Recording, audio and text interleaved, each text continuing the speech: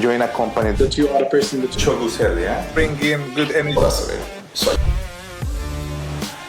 Welcome to Crypto OGs. Hey, welcome to Crypto OGs.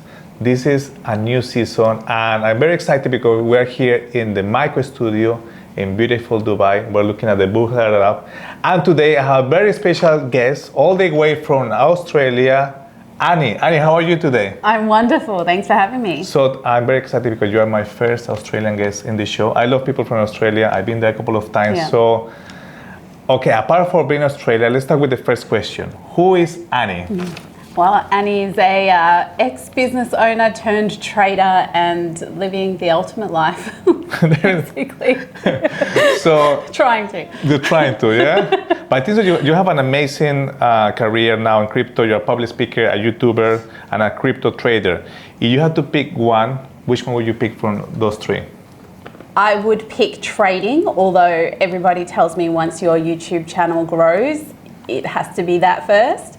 But my first love is always going to be trading. As a trading. And what did inspire you to move into the crypto trading world, blockchain? Like, what aspect of it do you like the most as well? Initially, I liked the freedom of it. Yeah. When I first heard about cryptocurrency, I was exploring the stock market and just happened to stumble across crypto. And the idea of being in control of your own money was what initially got me. And then it was just a natural progression into trading. Okay, amazing. But you mentioned also, I heard this, that you have family, they were in the stock market as well? Yes. My whole family have always been investors in the stock market. And I initially inherited shares, and that was my first experience of, free money. And I liked that. I think a lot of people like it, right? Yeah. So, okay, and then you start your own channel. What inspired you to create the Trade.Travel.Chill? What the inspiration? And obviously, they're your favorite hobbies, right? Yes, they were the three things I love doing most in the world. Initially, I just didn't want to have my personal name as my Instagram name, and just through workshopping ideas, I thought, what are the three things I love the most? And it was those three things. And so it wasn't intended to be a brand initially. It was literally intended to just be my Instagram handle. And then that's just turned into what it is today. And that's how it started. And I think you're very successful. You have a big community of traders. But let's talk a little bit about what is coming in your podcast, in your YouTube channel. What is coming this year for 2023? You're a trader. Bull market, bear market, what do you think? Well, that's the $1 million question right now, billion. $1 By the way, guys, remember, this is not financial advice. Do your own research. Well, yeah, exactly. At the moment, we've had a really nice breakout. That is step one of a potential change in trend, but we still need to have a retest of that breakout. So I don't think it's over yet. We still have FOMC coming up. We still have the first quarter's earnings reports coming out. I don't really think it's safe to assume a bull market is back, or that not even the bull market is back, but the bear market is over until at least after March, April of this year, when all the earnings reports are out and FOMC is done. I hope, guys, the listeners are taking notes and the viewers are paying attention, because we have one of the best crypto traders in the world. Okay, so talking about that, you provide a lot of very good information about crypto trading. But what do you think is the most important factor for any crypto trader out there, people that are getting started? What is the most important factor? I think the most important thing is patience. A lot of people want a quick win, and they believe that cryptocurrency is the thing that's going to make them money fast. And that is usually the attitude that burns you in the end. So I think if you're going to enter because you believe in cryptocurrency, not because you just want to make some money.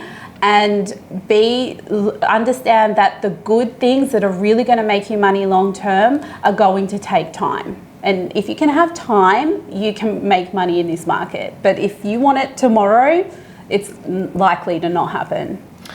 Annie, you mentioned something very important, that if you are here just for the quick money, it's not going to happen. You have to think long term. But when talking about this, when do you think we will witness the actual mass adoption of crypto? blockchain, Web3, and everybody start to talk about, like we talk about social media today, is a mass adoption. When do you think the Web3 and crypto will be massive? I think that will probably come in, sadly, with regulation. Okay. Because regulation makes people feel safe. Yeah. And it allows a lot more big money that can come in that is not currently in. So whenever that happens. Well, pretty soon. There's a lot of regulators right now working on it, right? Yeah. So I agree with you. Okay. If you could point out one downside of the crypto world, what do you think the downside that we have in Web3? Clearly the people with the wrong intentions. It's a Okay. really big downside. People creating coins and cryptocurrencies for the wrong reasons is really sad. That is one part of regulation that I think would really help us. There shouldn't be, I think there's something like 16,000 cryptocurrencies. So many. There shouldn't be. Yeah. There just shouldn't be. Like, it should be that, you're genuinely developing something and not just have good marketing, but you're not actually doing anything. Okay. So pay attention, regulations, and there's so many tokens. As I agree with you. When I started, they were, I think, 1,000 6 years ago. Now there's so many. So many. Okay, and just going back a little bit to how you started your channel, and obviously you a YouTuber, public speaker, and trader. What is the major difference according to you between those three? Like being a YouTuber, being a crypto trader, or they are all complement each other? They do complement each other, but I think that with trading, you're generally dealing with other traders. So you're in an environment where people understand that any sort of projection that you make is based on the information that you have on the chart at the time. And if that information changes, you have to adapt with that change. Whereas when you're on social media, if you make a projection, you just say Bitcoin's going to 25K, or that's your target, social media doesn't understand that narrative can change in a day. And so they say, you said it's going here. And so I always avoid doing targets for that reason. And we just trade what we see in the moment. But social media doesn't tend to understand that traders aren't psychic. We have a projection, but the information can change. I never thought this point. It's very true. Yeah. So you basically, on social media, there is sometimes the intention people put the message out there, but there is no something to make sure is true or false. Yes. But in trading, is winning or losing. That's it, right? Exactly. You have your points where you're willing to get in the game, and your points that we call invalidation, where you don't jump in the game because the story has changed. Okay. By the way, guys, remember everything that we're telling today is our own opinions. Do your own research. This is not financial advice. Yeah. And now let's talk about Web3 and community. You're very successful, and you specialize in the crypto order flow and liquidity in Trade, Travel, and Chill. But you also provide private coaching.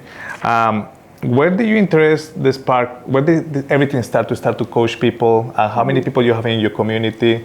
Tell more about your own community. I'm pretty sure it's quite big, and they're probably watching right now. I actually only started coaching under my own brand less than a year ago. Okay. Yeah, so it's been, I think, 10 months now. Our community, there's about 6,500 people in it.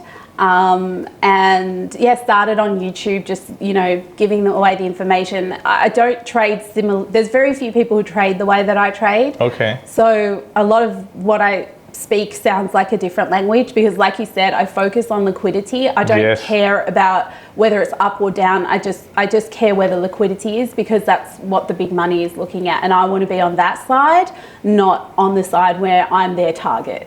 Okay, so basically you pay attention where the money is going, the big money is going, right? Yeah, I almost would speak very opposite to what most people think. If price is going up, for example, the big money is selling, they're not buying. Whereas a lot of people will say the buyers are in control. No, if price is going up, the seller is in control. I like that. You see, I hope you're learning, taking notes. People that are listening, I hope you're taking notes as well. And now you travel a lot, obviously. Trade, travel, and chill. So from a crypto-friendly countries and cities that you have visited in the last few years, which one do you think is the top of the list for crypto adoption?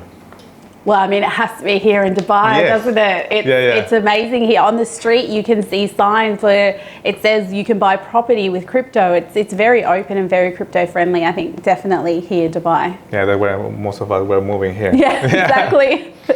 And now looking from all the educational side of crypto, what do you think it should be done in order to ensure more people are skilled in crypto instead of those who take this just as a gamble from the educational point of view?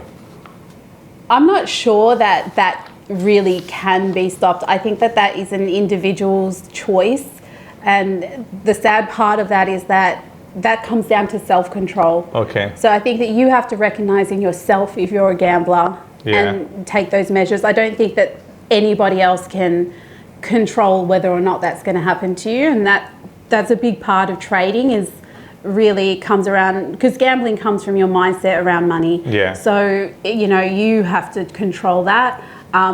Sure, more regulation can come in, but that's only going to anger people who want their own control over what they're doing. But at the end of the day, it doesn't matter. There can be regulation that doesn't let you leverage trade. People will still blow it all if they have the wrong mindset. Yeah. Do you know what I mean? So it really comes down to you. Amazing. So we're nearly ending up the podcast today. I have 3 more questions. And this one is, tell us about your family, a little bit about yourself, like where your family based, what was the response about this journey, and are they into crypto as well? Yes. My father has passed away, sadly, but my mother is still here. She was the one who was very much into stock market, and same with her father. So she's very, very supportive. Always asking me to teach her how to trade. I say no, just dollar cost average. I can't deal with you. And that's the best way for your parents to do it, because it does take a lot of time and energy. I have a daughter as well. She has zero interest in cryptocurrency, so she's just going to be an heir. And she like traveling. Yeah, she loves traveling. Amazing. Okay, I'm talking about traveling. We are going to do an event very soon here in Dubai with all the crypto G's, and we're going to give you an NFT based on your favorite animal. Which one is your favorite animal? My favorite animal would be probably a tiger. A tiger, okay. Yeah. So yeah, we will invite you. We're going to do a charity event for animal welfare where we invite all the crypto G's, and we give back the NFT, and then we will auction it. The money that we get together from that, we'll give it to animal welfare cause. That's amazing. So yeah, giving back a little bit to the planet. Love it, love it.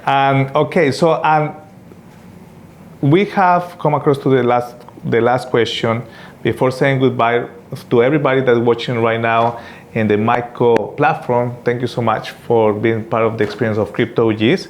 But there's so many people watching this as well across the globe, and there's so many people that want like the good advice, So is there any final advice or suggestion you would like to give to somebody that's just getting started into crypto, into trading, into Web3? I think the main thing is to have patience with it, to take your time with it. Don't rush it. Don't think that you're going to make money tomorrow. It's an apprenticeship. It's not a magic pill. That's what I always tell my community. So there's not like a matrix, blue or red? No, you got to go through your apprenticeship. You have to go through all the pills. No theoretical. I mean, you have to prepare a lot of stuff, right? Yes. Okay, so, and it was an amazing experience having you here. I like that you are very good, straight to the point, and I hope everybody's got the questions answered. Thank you so much for being in the Crypto G's. Thanks for having me. You're certified Crypto G for sure. And I'll see you in the next event, in the next episode. And Thanks thank for you having everybody for watching. Bye-bye. Bye.